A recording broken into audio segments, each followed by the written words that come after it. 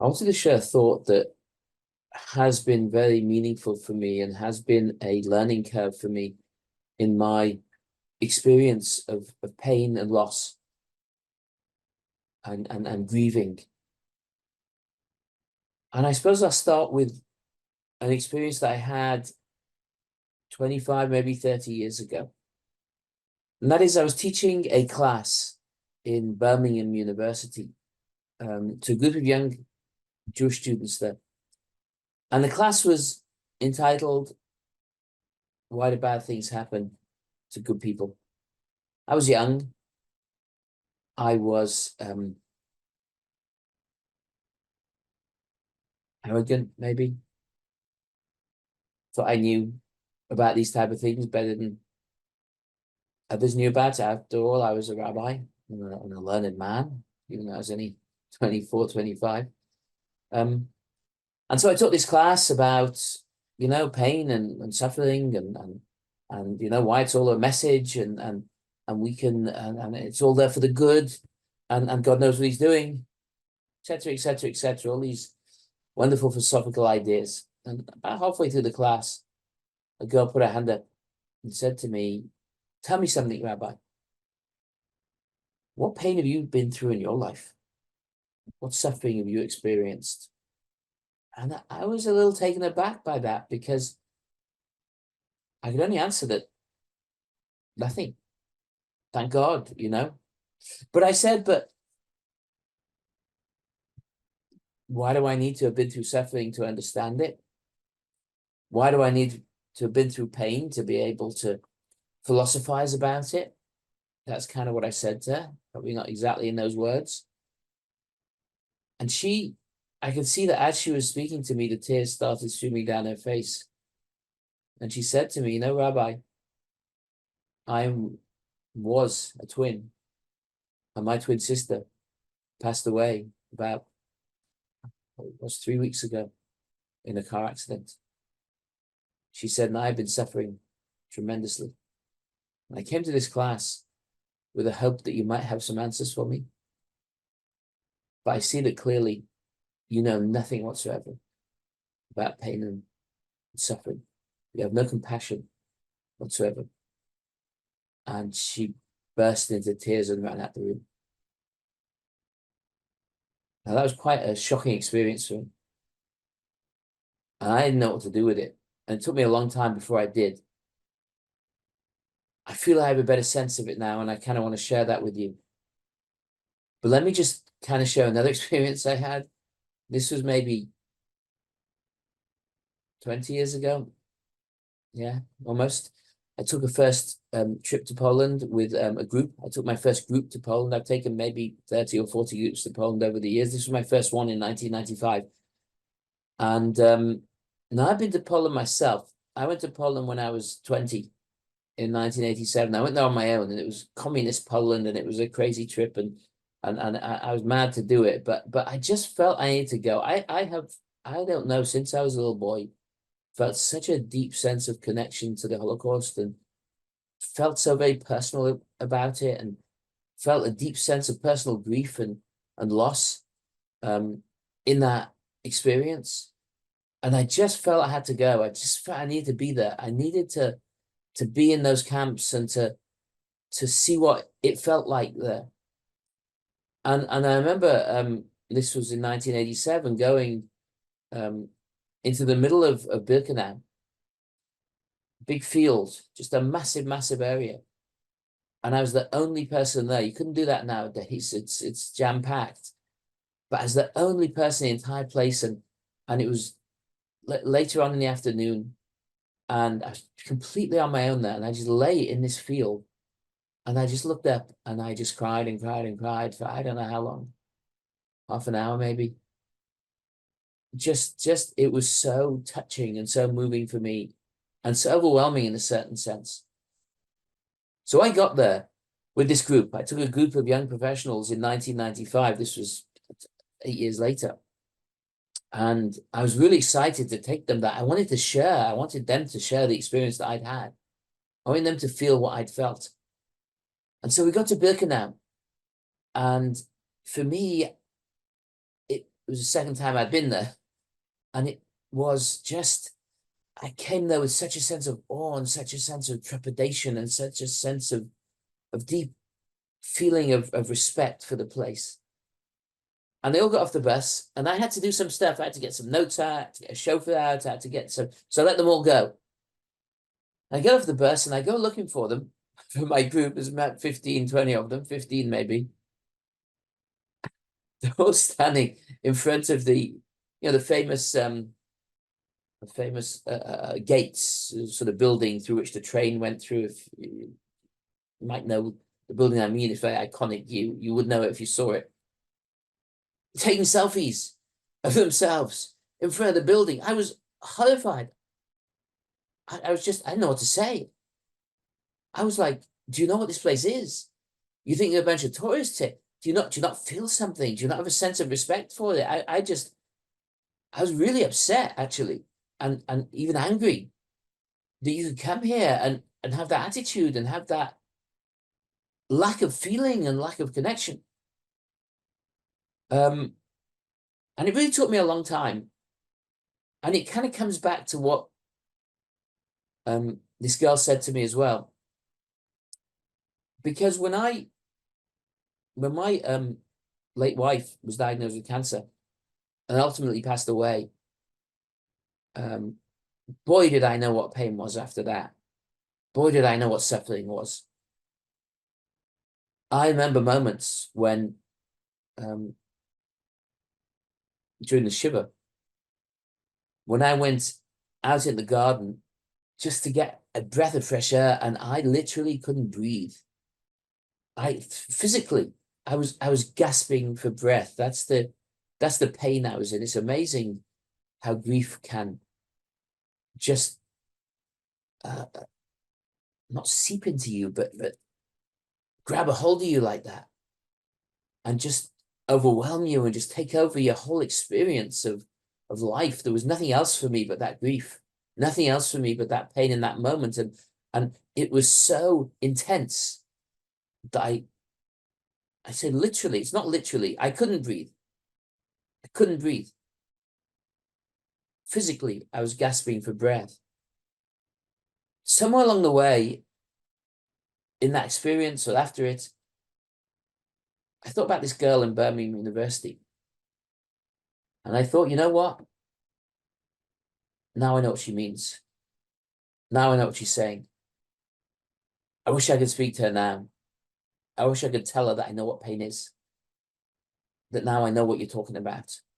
And then I had a realization. I don't know if it was immediate, but a realization that came on the back of that.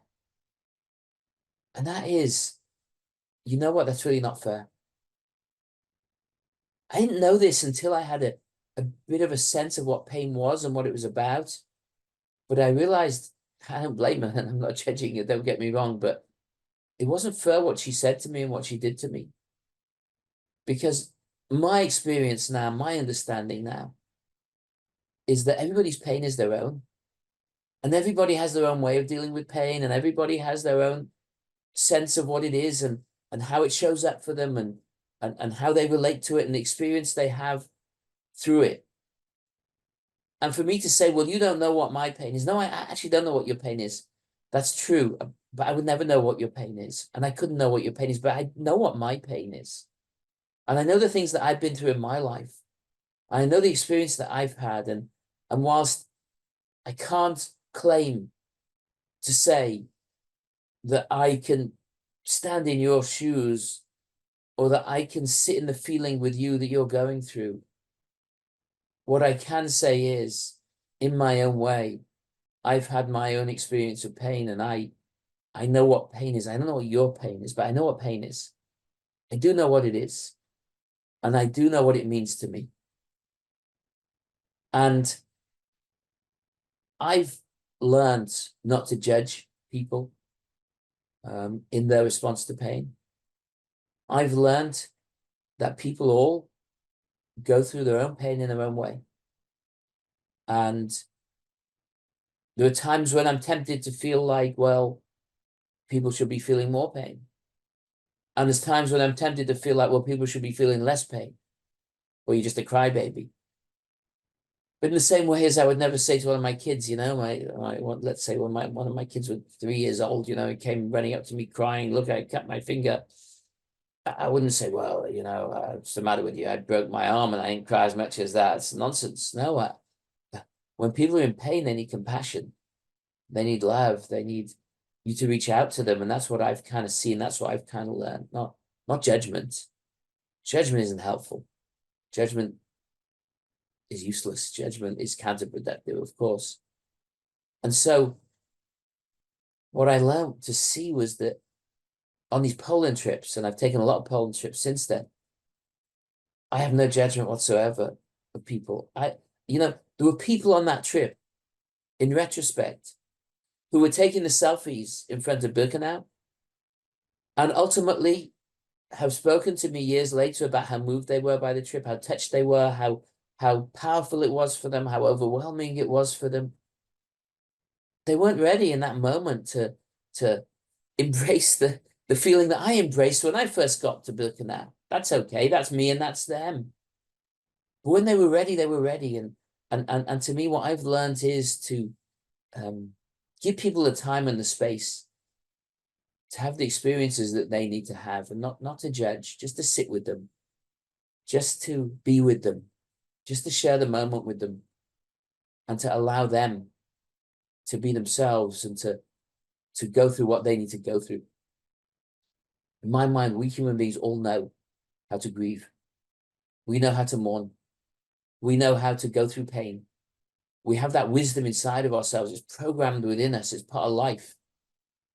If we just let ourselves be, and we let ourselves do it in the way that we feel works for us, and other people allow us to do that, and other people don't tell us how we should feel or how we shouldn't feel, or what we should be doing, what we should not be doing. I've so many times I've seen at a funeral or at a shiva, when the mourner starts crying and somebody comes up and puts their arm around them and says, be strong, be strong. I feel like going up to them and saying, you can be weak as well if you want. Do what works for you. There's no rules over here.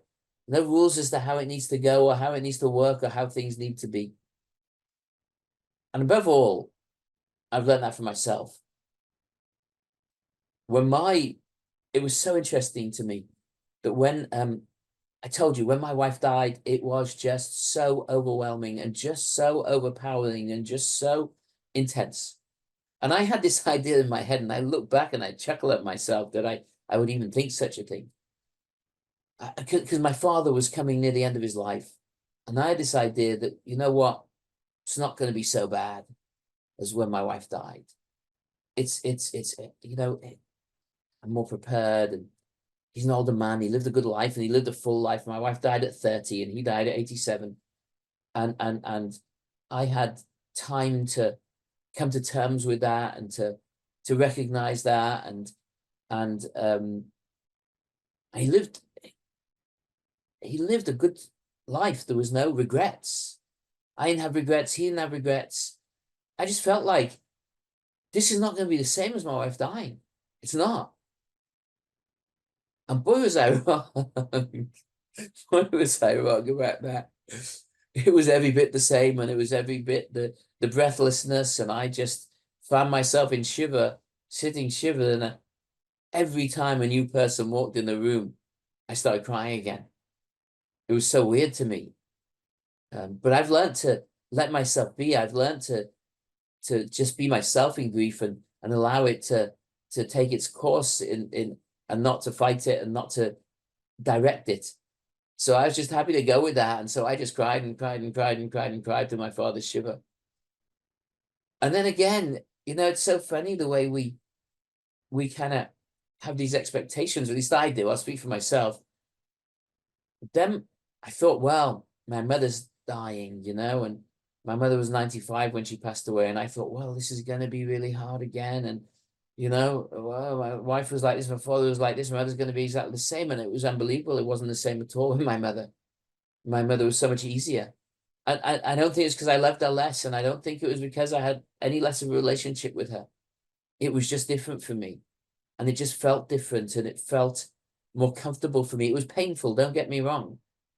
but it just felt very different. And it was in a certain sense, a more spiritual experience, a less raw experience, a more touching experience, a more uplifting experience. Strange, strange. I cried. Don't get me wrong, and it was painful, but it wasn't that same intense pain from my wife and that same intense pain from my father. And I really think that has been so helpful for me, and I'm hoping it might be helpful for you in terms of not judging others. Let others be. Let them go through the process they need to go through. Don't tell them they should be crying, and don't tell them they shouldn't be crying. Let them do what they need to do. Just love them. Just support them. Just be there for them. And for ourselves as well.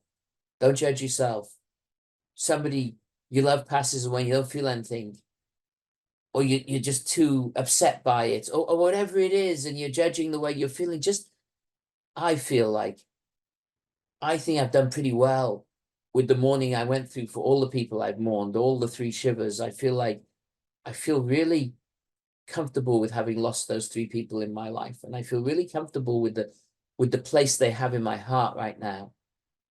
And I think that there is a wisdom in the human experience, and in what we go through, and we allow ourselves to go through it, and we allow it to just work its magic. Just allow that knowing inside of ourselves that knows what we need to do, that knows what we need to go through. Don't let anybody else tell you. You know what you know. You know what you know about the mourning experience and about what bereavement's about for you. Let yourself go through it and let it work its magic. And I genuinely believe that it will.